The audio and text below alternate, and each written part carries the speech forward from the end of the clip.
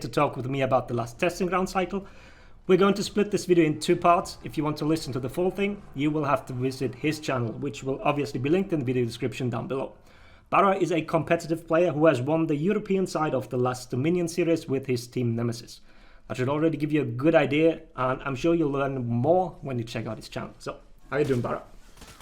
Hello, I'm doing very well. I am very honored. Thank you for having me. Honored. Okay, fair enough. No, thank you for doing this with me. All right, let's get straight to it then. As a general thing, at first, how happy are we with this testing ground? Because I think it was a phenomenal one.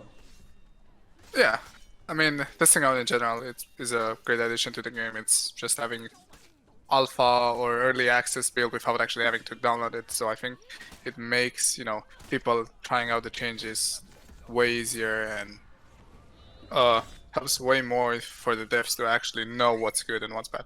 But this testing ground in general, this was amazing. This was maybe by far... No, CCU was better overall for the game, but this testing ground was very close to how good it was compared to that the CCU one. It was an amazing one.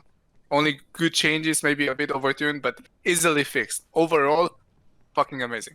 Yeah, I think we were a little surprised about some of the changes. When I heard it, I thought John Who, yeah, whatever. It's gonna be a whatever change, and then you play him, and then yeah, phenomenal changes. And also one thing I wanted to mention is, usually my comment section, it's all, oh, it's a dead game and whatever. But this time, it's the first time people said, oh, I reinstalled for the testing rounds. Oh, I'm really hyped for these changes. So I think that's a really positive sign in general. Yeah, I mean, the game has been going on the right path for a bit, but now it is going at a rate faster than before. It's like For Honor learned how to walk 2-3 years ago, and now it's not running, but walking faster and really like going that. faster and faster, Yeah. And I really like that. I think I'm really looking forward to see what it's gonna be in 1-2 years maybe. I think it's gonna be maybe a super fucking great. Yeah, I really like that comparison. Yeah, because I didn't expect 7 heroes at once. Yeah, 7. I mean, think of season 5. Like, we were super happy to have 3 works. Now we have 7. 7 in one patch. Like, that's amazing. Yeah, agree. All right then, but not everything was perfect. There were heroes that might need another round in another testing ground. Which ones? Which ones? Yeah. Well, I would say Aramusha would be one that for sure needs. I mean, first of all, we both know that you can back dodge, and that's pretty horrible. But in general, the changes were good. He just didn't make the meta, or maybe even close to making it. Like, I feel like he still needs some changes and could, still be improved without anyone crying about him. The changes were good, but could be better. I would like to see him in another round of TG. Yeah. By the way, you think that is a a measurement they want to aim at? That a character after the changes, sorry, after the changes is meta? Is that the goalpost? Meta, but playable in competitive at all. I just don't see Aramusha playable in competitive. Alright, so he has to be a pick that, at least if you pick him, you're not throwing the game. Is that like the low end of it? I don't know, it's weird if we just define It's a bit hard to put. I mean, would you like to compare him to average? He can, like, I would want the changes to make him above average, because the average right now is not so good. If I think changes are good, it's obviously changes are good if the character gets better, but if the changes make him even like a viable pick, or I can see potential strategies with him in a composition, then I think the changes are great. Yeah, good point. I mean, before he was the niche pick, or you're punishing LB in mid with him. That's what he can do. That kind of stuff. I guess that works then. If the overall pool of heroes gets larger, more heroes will be picked to counter a specific composition, I guess.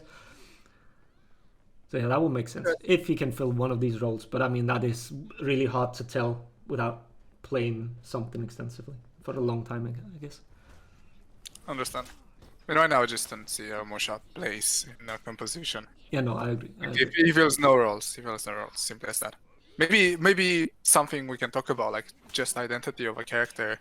Like, is that something they should aim for? Is that should they make characters to fulfill a role? Like for example, Zan, who is a amazing team fighter. Gladiator is an amazing ganker. What is Aramosha? Yeah, pretty much. What about other heroes that need another round in TG? Who do you say? Are you happy with, let's say, JJ? Other things I don't play JJ, so I don't know. I think who I was a little disappointed by was Berserker. To be honest, I thought he'd get much more. So I don't know. It's for different reasons that I want to see him in another testing round. I don't think the changes he got were wrong or anything. It's just why not more? Okay, so here's my idea about Berserker changes. They didn't approach one of the core concepts of why he is not picked.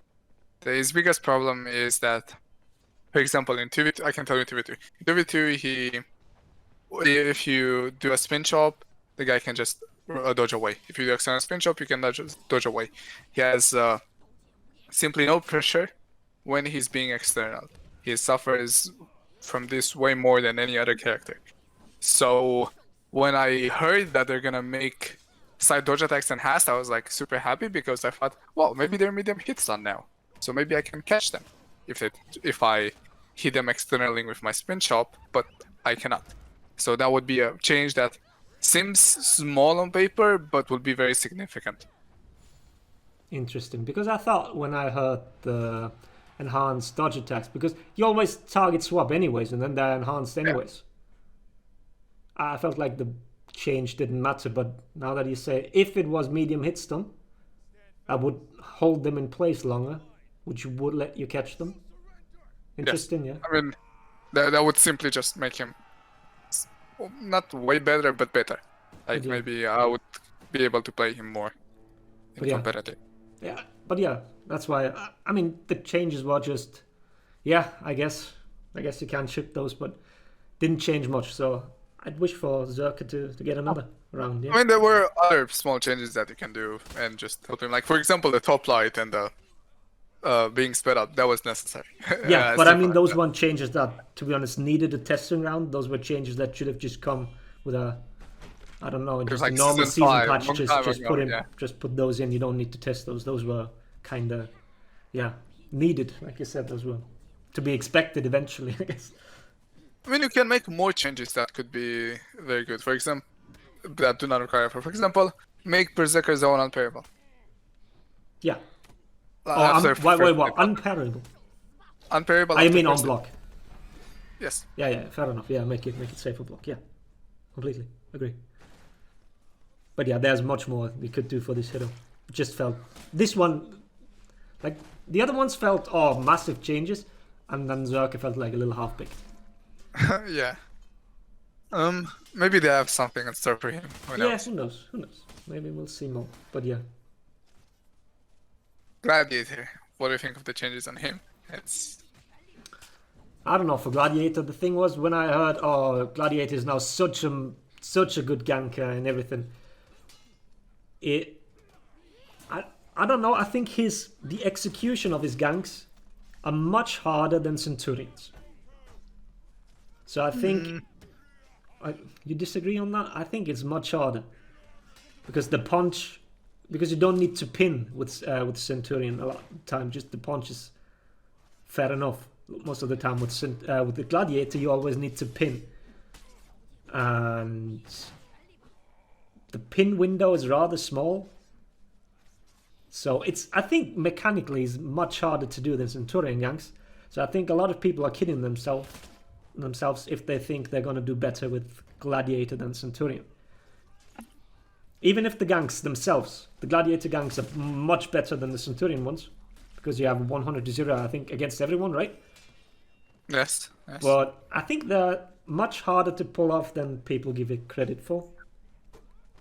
I mean, there are characters that Gladiator can work very well with. Like, for example, after... when you say pin, we You you're need to talking hit the as in, skewer, right? yes. To initiate the skewer, you're talking as in you have to GB for that move. But the thing is, in meta, you'd find oftentimes that characters have bashes, and there are a lot of setups, like for example, Gladiator Warlord, that just one bash confirmed the Gladiator gank. And when you take that into perspective, Gladiator could be a very good pick. I don't think he's like when it comes to gank, he might be slightly better potentially. Might be harder to pull off. We have to experiment more. But the reason Gladiator isn't picked by Nemesis and is very unlikely to be picked is because he's an assassin. It's like his renown is horrible. That's one thing that, if improved, Gladiator will be part of the meta for sure. Yeah, I mean, we saw him picked already in the last Dominion series, so people want to try him out. But I think they're overvaluing him. Yeah, I agree. I've been saying this for a bit of time. But the problems he has, like you said, is not. I don't think it's the kit itself, because if you practice enough, you can make the Glock ganks work too, sure. But it's like you said, renown, because it's an assassin, and I think reflex guard is still a massive downside for the hero. Yeah, it is. I mean, there are other small things that he has. Like he's a bit of a different character in team fights. Like he's a bit of a support. You see, like let's say your teammate lands a blocked heavy, Gladiator could just be next to him and toast them. And that's something like not every other bash hero can do. Yeah. Because, Gladiator also does damage, and also does it instantly. For example, with Hollow, you have to headbutt and stab. And most of the times you're gonna get hit out of it. And you have to feed extra revenge as well. Gladiator can just stay there and stab. And in this sense, I see him oftentimes as a support character. Plus, he's like critical pillar. He's the type of guy that doesn't have peel that can hit multiple people, but he's the type of guy that can jump across the map to peel for someone. Yep. Forward dodge light is good at that. But yep, I agree with the toast up. It's easy to do, and does require the extra time. I mean, it's such a small thing, but if you, I mean, we've all, I don't know if everyone watched you 2v2, but it's often that you just you headbutt with Warlord and then you wait for the light from the other guy to come and then you crush and counter that because you know he's going to try to interrupt, and that's exactly what he said. You don't even have to wait because you already did instant damage with the toe stab and the other guy has his setup. Here's one thing I would love about Gladiator. Maybe try. Right now what they did is improve his ganking abilities when he was already pretty versed in that area. I would try to improve him, to give him other tools to help him in other areas as well. Not just have him like super specialized in one part of the game and to do bad in others. Like for example, do you still know how unhealthy he is for 1v1s right now? Like he's very very annoying to fight due to his backpack speed and just the way he acts in 1v1. Yeah, I mean, he always had that problem, like back in the day when you zoned on GB. If someone tried to GB you and you zoned just because of the vulnerability. He always was troublesome hero in ones. I mean, a lot of these things were changed, but yeah, like you said, still some in. And I would like to see changes like this as well on Gladiator, rather than just buff him in an area where he was already strong. Yeah. Like, maybe make his 1v1 offense more interesting. For example, that could be an idea. Interesting. But we might have drifted a bit from the questions. Yeah, Does Gladiator need another round in another TG? I think the changes can come like they are, but like you said, maybe a little more in the future one. Or would you change some of the changes? I mean, the Gladiator changes are the ones that I cannot say they're objectively good. It's I feel like I would love to see other changes than what he got. Interesting. Well, I will talk about that more later, but not now. Okay. Let's move on. On my video. In your video, exactly. How let's play? Hitokiri. Does she need another TG? Hito. Yeah.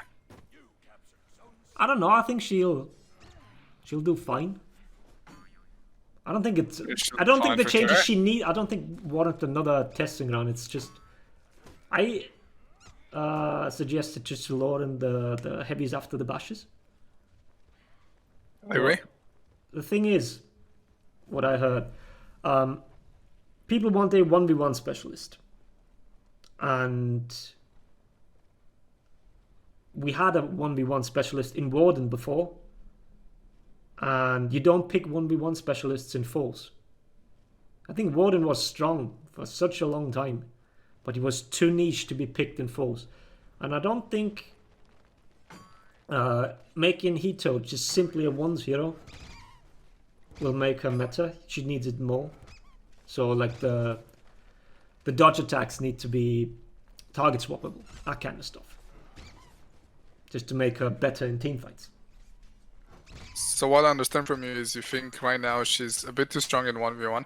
She's a bit on the lower side in team fights. So what you would say is like take a bit from the 1v1 power strength and put it into team fights and have a more balanced character overall. Yeah.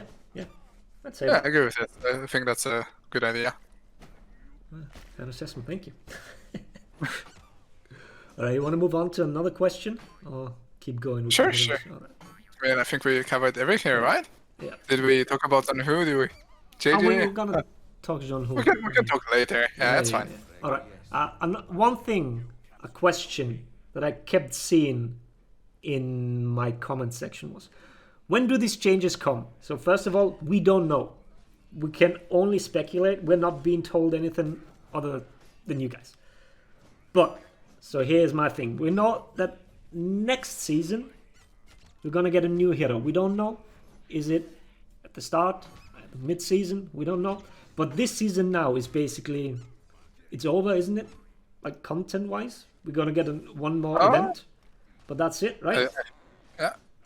We're not expecting changes or anything. So maybe, who knows, maybe they will rush out one or two of these heroes that don't need much. Maybe we get them early. But, like we said, some of these heroes need more work.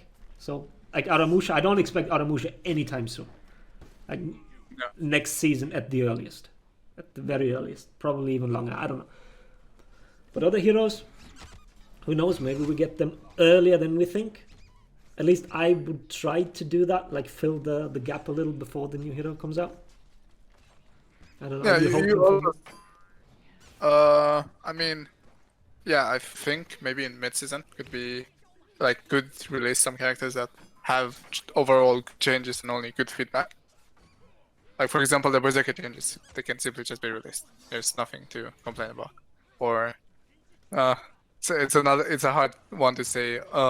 Or another character. Maybe Zanhu with a bit of number adjustments. But you could, one thing that you mentioned, and I think is very important, and they might do this because it might be a very good strategy business-wise, is to release in batches. To not release all the 7 at once, to release like drop right now 2-3 characters, drop next season at launch another 2 characters, mid-season, blah blah. This way you keep players coming and coming for changes.